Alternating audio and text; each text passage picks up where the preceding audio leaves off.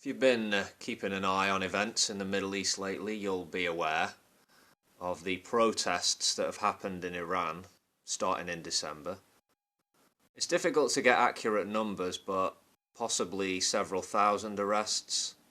People killed? Well, quoting Al Jazeera, violence broke out at several rallies, leaving at least 22 people dead, unquote. What's been causing the unrest? There are clearly economic factors. Even after sanctions have been lifted, the effects remain, of course. We're talking about a country of over 80 million people. 50% of the Iranian population are under 30 years of age, and unemployment among the youth is around 25%, I understand. That's big. Add to the unemployment problem a high cost of living and a well-educated younger population. You've got yourself a potentially very dangerous situation there if you're part of the ruling class in Iran. Many of the protesters have been rallying against what they perceive to be government corruption and economic mismanagement. As we saw with the 2009 protests in Iran, the unrest almost 10 years ago, the Iranian regime, like many others, seems only able to deal with unrest and criticism in one way, namely repression. Stamp it down, beat it, shoot it if needs be, protect the Islamic Revolution.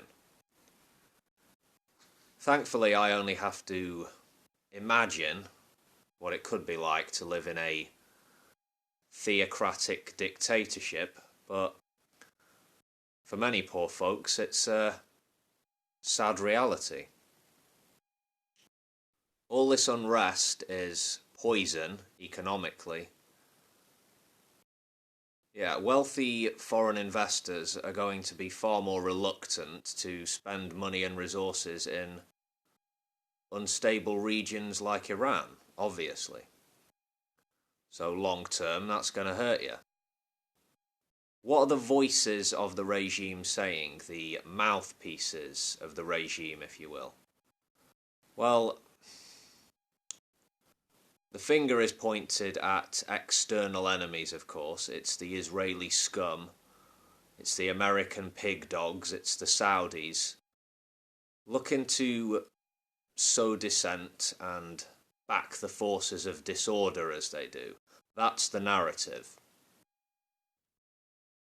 To admit incompetence, mismanagement, and failure to act in the best interests of the people. No, a dictatorship cannot admit such shortcomings. External or internal enemies have to be blamed for the crisis in question. Blamed completely. No grey areas. It wasn't just a few people waving placards in Tehran, this unrest. That's not the reality. More than 30 cities and towns were involved. The government shut down social media platforms, Instagram and Telegram, during the crisis. Dangerous thing, social media, for more reasons than one. But having tried to censor the internet as they did, the authorities may have done more to piss off many Iranians by disrupting their daily lives or business activities.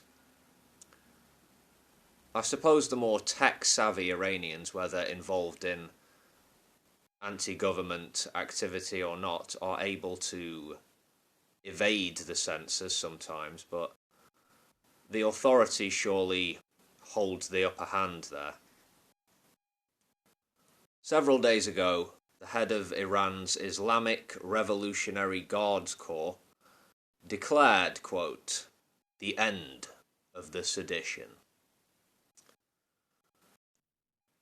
But given the country's heavy-handed authoritarian regime, its social and economic problems, and an angry, large section of the younger population seemingly getting bigger, I'd say the supreme leader and his goons haven't seen the last of trouble and strife by a long way.